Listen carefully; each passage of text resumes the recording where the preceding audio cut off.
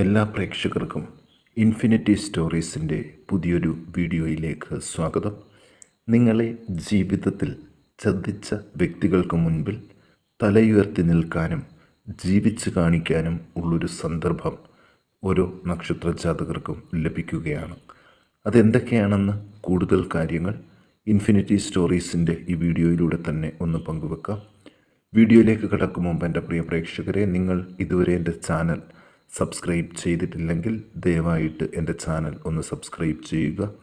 അതോടൊപ്പം തന്നെ എൻ്റെ പുതിയ വീഡിയോകൾ നിങ്ങൾക്ക് നോട്ടിഫിക്കേഷനായിട്ട് ലഭിക്കാൻ വേണ്ടിയിട്ട് ബെൽ ഐക്കൺ കൂടി പ്രസ് ചെയ്യണം. വീഡിയോ കണ്ടതിന് ശേഷം നിങ്ങളുടെ വിലയേറിയ അഭിപ്രായങ്ങൾ കമൻറ്റ് ബോക്സിൽ ഒന്ന് രേഖപ്പെടുത്താനും വീഡിയോ ലൈക്ക് ചെയ്യാനും മറക്കാതെ ഇരിക്കുക. എൻ്റെ എല്ലാ പ്രേക്ഷകർക്കും ഇൻഫിനിറ്റി സ്റ്റോറീസിൻ്റെ ഈ വീഡിയോയിലേക്ക് ഒരിക്കൽ കൂടി സ്വാഗതം അറിയിക്കുന്നു. നമുക്ക് മേടം രാശിയിൽ പിറന്ന അശ്വതി, ഭരണി, കാർത്തിക ഒന്നാം പാദത്തിൽ ജനിച്ച നക്ഷത്രജാതകർക്ക് വരും ദിവസങ്ങളിലെ നക്ഷത്രഫലം ഒന്ന് നോക്കാം.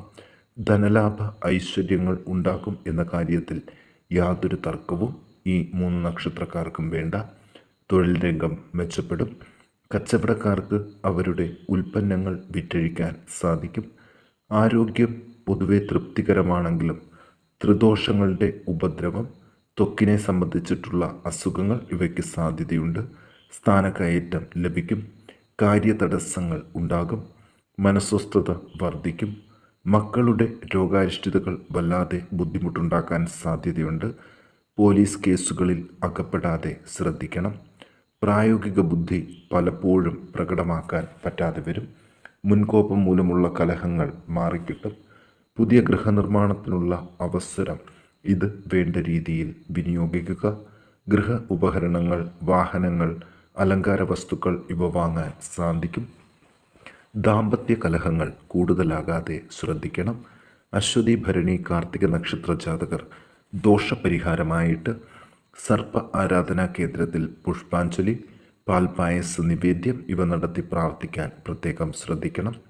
ഇനി ഇടവക്കൂറിൽ കാർത്തിക നക്ഷത്ര ജാതകർ 2, 3, 4 പാദങ്ങൾ, രോഹിണി, മകയിരം 1, 2 പാദത്തിൽ ജനിച്ചവരെ കുറിച്ച് നോക്കാം. ഗവൺമെൻറ്റിൽ നിന്നുള്ള ആനുകൂല്യങ്ങൾ ലഭിക്കും. വിദ്യാഭ്യാസത്തിലുള്ള തടസ്സങ്ങൾ മാറിക്കിട്ടും. മറ്റുള്ളവരുടെ ചതിയിലും വഞ്ചനയിലും പെടാതെ സൂക്ഷിക്കണം. ധനാഗമങ്ങൾ ഉണ്ടാകും. നേത്രരോഗം, ഉദരബന്ധിയായ അസുഖങ്ങൾ ഇവ ശ്രദ്ധിക്കണം. ശസ്ത്രക്രിയകൾ കഴിയുന്നതും ഒഴിവാക്കുന്നതാണ് നല്ലത്. ദുർജനങ്ങളുമായിട്ട് സംസർഗത്തിൽ ഏർപ്പെടാതിരിക്കുക. നല്ല വാക്കുകൾ കൊണ്ട് മറ്റുള്ളവരുടെ പ്രീതി നേടിയെടുക്കാൻ ശ്രദ്ധിക്കണം. അതുപോലെ തന്നെ പല ദുഃഖ അനുഭവങ്ങളിൽ നിന്നും മോചനം ലഭിക്കാൻ സാധ്യതകൾ കാണുന്നുണ്ട്.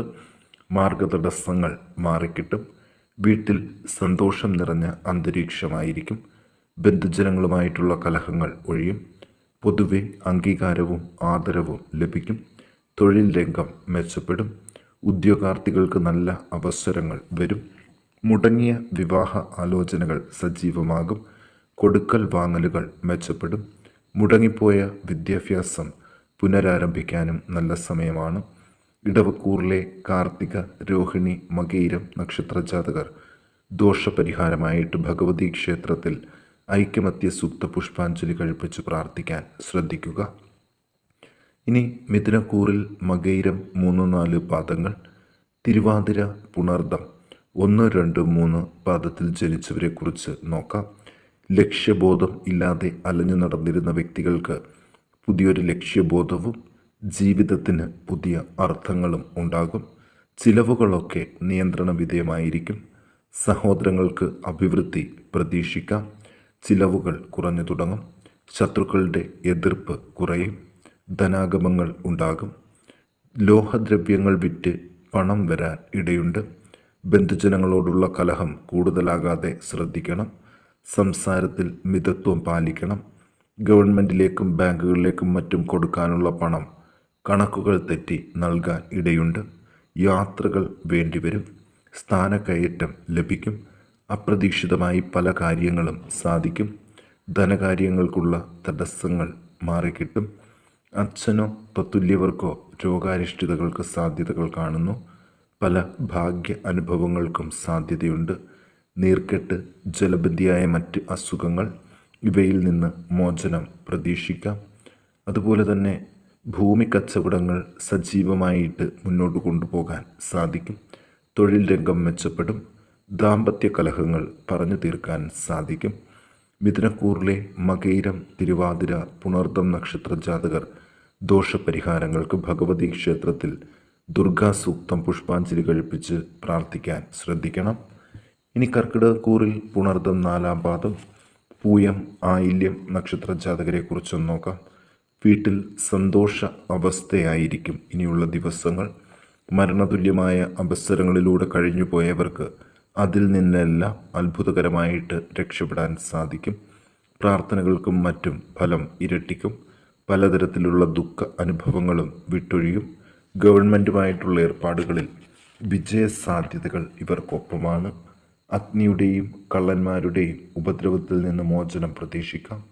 മനോവിചാരം കുറഞ്ഞു തുടങ്ങും. പലവിധ രോഗാരിഷ്ടതകളും കഷ്ടപ്പാടും ഇവരെ വിട്ടൊഴിയുന്ന സമയമാണ്. ഇഷ്ടമുള്ള ഭക്ഷണ പദാർത്ഥങ്ങൾ കഴിക്കാൻ അവസരം ലഭിക്കും. വിശേഷ വസ്ത്ര അലങ്കാര സാധനങ്ങൾ ലഭിക്കാൻ ഇടയുണ്ട്. യാത്രക്കിടയിലെ ബുദ്ധിമുട്ടുകളും അലച്ചിലുകളും മാറിക്കിട്ടും. ബന്ധുജനങ്ങളുടെ അകൽച്ച മാനസികമായിട്ടുള്ള ബുദ്ധിമുട്ട് ഉണ്ടാക്കും. ചിലവുകൾ കുറഞ്ഞു തുടങ്ങും. സംസാരത്തിൽ അച്ചടക്കം പാലിക്കാൻ ശ്രദ്ധിക്കണം. മംഗളകർമ്മങ്ങൾ മുടക്കം വരാതെ മുന്നോട്ട് കൊണ്ടുപോകാൻ സാധിക്കും.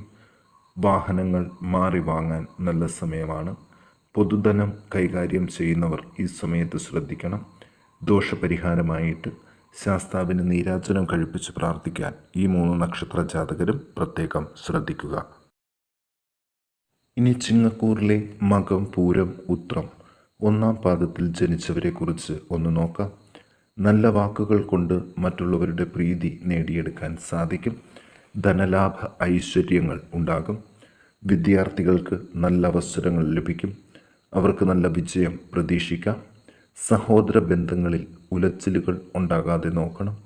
വിവാഹമോചന കേസുകൾക്ക് ഗൗരവം കൂടും.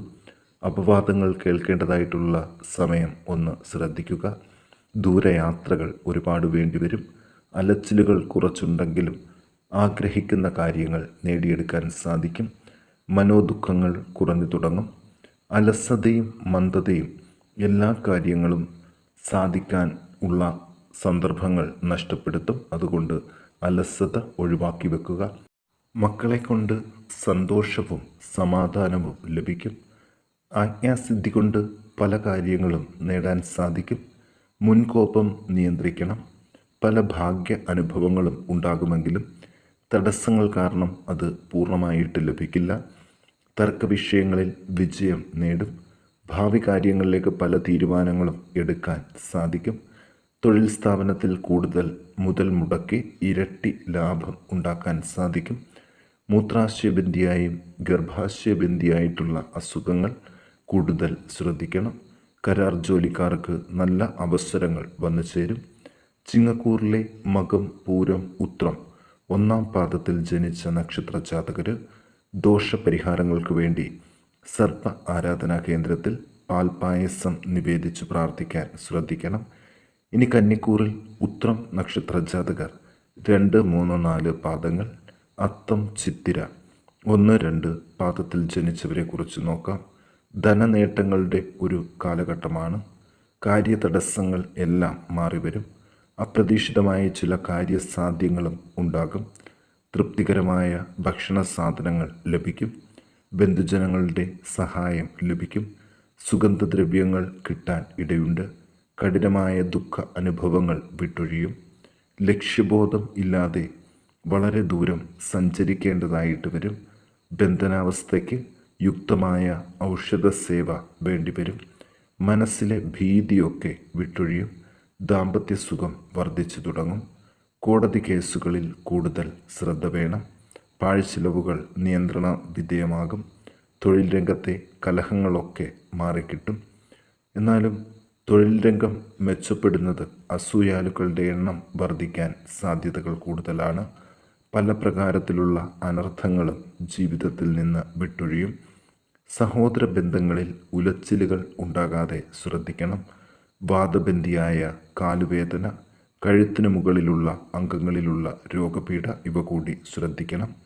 കന്നിക്കൂറിലെ ഉത്രം, അത്തം, ചിത്തിര നക്ഷത്ര ജാതകർ ദോഷപരിഹാരമായിട്ട് വിഷ്ണു ക്ഷേത്രത്തിൽ പുരുഷ സൂക്തം പുഷ്പാഞ്ജലി കഴിപ്പിച്ച് പ്രാർത്ഥിക്കാൻ പ്രത്യേകം ശ്രദ്ധിക്കുക.